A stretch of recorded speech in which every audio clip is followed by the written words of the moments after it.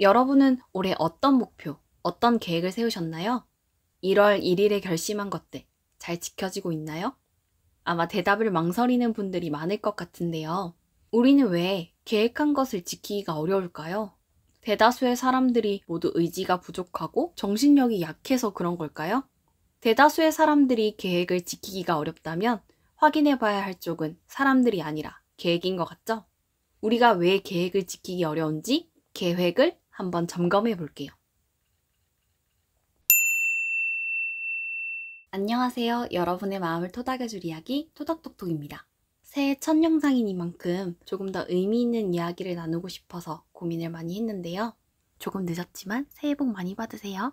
지금쯤이면 새해 버프도 어느 정도 빠지고 작심삼일도 끝나서 결심한 것들을 잊어버릴 때가 되지 않았나 싶어요. 그래서 지킬 수밖에 없도록 목표와 계획 세우는 법 준비했습니다. 그리고 저와 함께 직접 계획을 세워보는 시간도 준비했으니 끝까지 함께 해주세요. 혹시 여러분의 계획이 다이어트 하기, 책 많이 읽기, 경제 공부하기, SNS 하는 시간 줄이기 이런 건 아니었나요? 이렇게 계획을 세우면 당연히 실천하기가 어렵습니다. 왜 그럴까요? 정확히 무엇을 해야 할지, 언제 해야 할지, 목표가 달성된 시점은 언제인지 한눈에 보이지 않기 때문이죠. 그래서 계획 세울 때의 원칙 첫 번째는 구체적으로 세우기입니다. 막연해 보이면 실천하기가 어렵습니다. 그래서 무엇을, 언제, 어떻게, 언제까지 할 것인지 명시하는 것이 좋습니다. 예를 들어 다이어트 하기는 3개월 안에 3kg 감량하기로 바꿀 수 있겠죠. 그런데 이렇게 바꿔놓고 보니 계획이라기보단 목표에 가깝다는 거 느껴지시죠? 그럼 목표를 이루기 위해 세부적으로 무엇을 해야 할지 계획을 세워볼 수 있습니다. 일주일에 최소 3일 간헐적 단식하기, 매일 만보 걷기, 식사할 때는 GI 지수가 낮은 것부터 먹기 이런 식으로요. 책 많이 읽기가 목표라면 좀 더 구체적으로 올해 20권 읽고 책에서 배운 것 하나는 꼭 실천하기로 바꿀 수 있습니다. 그럼 세부적으로 실행할 계획을 아침 30분, 취침 전 30분 책 읽기, 실천하고 싶은 내용은 다이어리에 기록하기 라고 세울 수 있겠죠. 무엇을 언제 해야 할지 정확히 알아도 할까 말까인데 목표와 계획을 두리뭉실하게 세워두면 지키지 못할 확률이 높습니다. 그렇기 때문에 꼭 목표와 계획은 구체적으로 세워주세요. 계획 세울 때의 원칙 두 번째는 보상까지 계획하기입니다. 곰곰이 생각해보면 내가 세우는 목표도 계획도 해야 하는 일에 가깝습니다. 현재의 내가 미래의 나에게 이거 해야 해, 저거 해야 해 잔뜩 잔소리를 늘어놓는 거라고 봐도 무방하죠. 물론 내가 원하는 것이고 엄마의 잔소리보단 낫겠지만 엄마 미안. 어쨌든 미래의 내가 할 일이라는 점은 변하지 않습니다. 그럼 미래의 나에게도 달콤한 뭔가가 있어야 하지 않겠어요?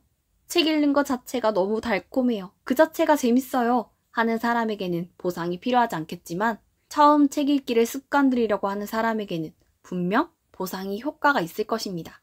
그럼 어떤 것이 보상이 될지 고민해 봐야겠죠? 내가 뭘 좋아하는지, 뭘 원하는지 고민해봐야 구미가 당기는 보상을 계획할 수 있습니다.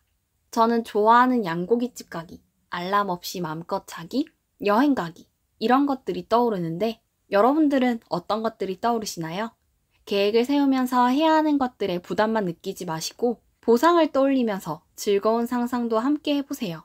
아참, 그런데 보상은 적절하게 계획해야겠죠? 책 한 권 완독에 성공했다고 여행을 가는 건 조금 균형이 안 맞는 보상일 수 있잖아요. 물론 이것도 제 기준에 그렇게 생각이 드는 거고 사람마다 기준이 다를 수 있으니 자신이 생각하기에 적절하게끔 보상을 계획해 보시면 좋겠습니다. 계획 세울 때의 원칙 세 번째는 보이는 곳에 붙이기입니다. 작년에도 분명 목표를 세웠을 텐데 작년에 세운 목표 기억나시나요? 혹시 기억이 나셨다면 아마도 자주 목표를 떠올렸거나 다이어리나 자주 보는 곳에 기록을 해두셨기 때문일 겁니다. 사람은 망각의 동물입니다. 내가 세운 목표라도 계속 되새기지 않는 이상 잊어버릴 수밖에 없어요. 그래서 작성하고 난 목표나 계획은 보이는 곳에 붙이는 것을 추천드립니다. 까먹을래도 까먹을 수 없게요. 꼭 어딘가에 붙이지 않더라도 내가 자주 쓰는 다이어리가 있다면 그곳에 기록을 하고 자주 들여다보면 됩니다. 포인트는 붙이기가 아니라 자주 들여다 본다는 데 있으니까요. 이렇게 목표와 목표들을 달성할 수 있게끔 하는 세부 계획까지 세워서 한눈에 보기 좋은 계획표가 있는데요. 바로 만다라트입니다. 한 번쯤 들어보셨죠? 만다라트는 목표를 달성하다와 기술을 결합한 단어로 목표를 달성하는 기술이라는 뜻입니다. 일본의 컨설턴트 마츠무라 야수오가 개발한 사고 기법으로 야구선수 오타니 쇼헤이가 고1 때부터 사용했다고 해서 더욱 널리 알려지게 되었는데요. 활짝 핀 연꽃 모양과 비슷해서 연꽃 만개법이라고도 불립니다. 만다라트를 사용하면 핵심 목표를 정하고 그 목표를 달성하기 위한 구체적인 실천 방안을 세워볼 수 있는 데다 나의 목표와 실천 과제를 한눈에 볼 수 있기 때문에 목표에 대한 집중력이 강화되어 목표 달성률이 높아집니다. 그래서 저도 올해는 여러분들과 함께 만다라트를 작성해서 한 해를 알차게 보내려고 합니다. 먼저 가운데에 자신의 핵심 목표를 적습니다. 핵심 목표를 둘러싼 8칸에는 핵심 목표에 대한 주요 키워드를 적습니다. 그리고 그 8개의 키워드를 주변으로 확장해서 각각의 하위 토픽 8칸에 세부 실천 내용이나 아이디어를 적으면 됩니다. 저는 핵심 목표에 도전과 성장을 쓰고 8개의 키워드에 건강, 재테크, 음악, 유튜브, 인스타, 마음챙김, 자기발전, 습관 형성을 써넣었습니다. 이 핵심 목표와 주요 키워드를 정하는 것도 생각보다 쉽지 않더라고요. 자신이 무엇을 중요하게 생각하는지, 무엇을 이루고 싶은지 고민하는 시간이 필요하기 때문이죠. 그래서 저와 같지 않더라도 여러분들 나름의 핵심 키워드를 정해보는 시간을 꼭 가지시기 바랍니다.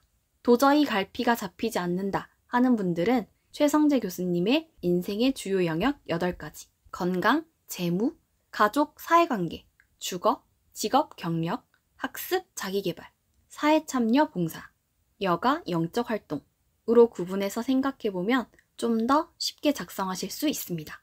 자, 세부 실천 내용들 중에서 몇 가지만 가져와서 소개해드리려고 합니다. 먼저 첫 번째는 건강입니다. 건강을 위해 최소 주 2회 이상 필라테스 하기, 몸에 좋은 식재료 섭취하기, 물 더 의식적으로 자주 마시기, 술과 야식은 주 1회 이하로 지키기, 산책하는 시간을 아까워하지 말고 즐기기, 디저트 욕심 줄이기, 스트레칭 자주 하기, 컨디션 안 좋을 땐 죄책감 갖지 말고 그냥 푹 쉬기, 이렇게 채워넣었습니다. 저는 시간을 효율적으로 알차게 보내야 한다는 스스로의 강박이 있는 편이어서 그런 마음의 부담을 느끼지 않고 건강을 챙길 수 있게끔 세부 내용을 채우려고 했고요. 키워드 한 가지만 더 같이 볼까요? 마음 챙김 부분입니다.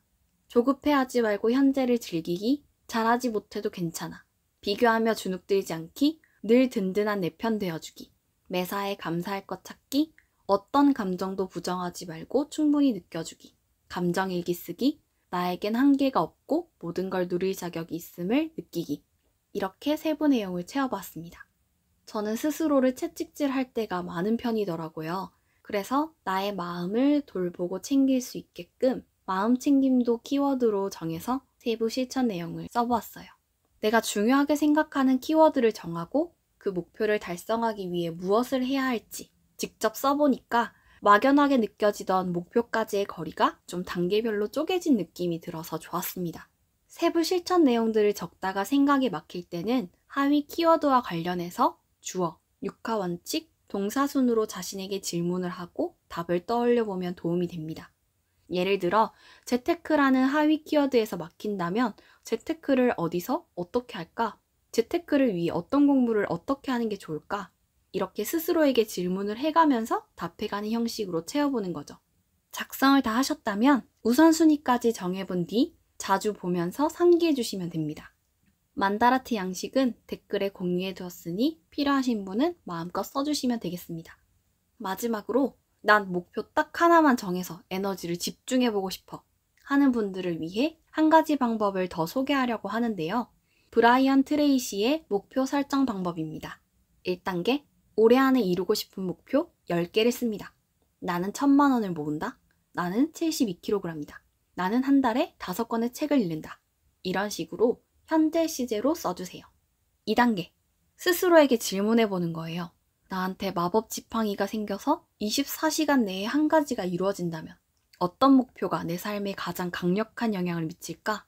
보통은 머릿속에 한 번에 그 목표가 떠오를 거예요. 그럼 그 목표에 동그라미를 칩니다. 맞아요. 그거예요.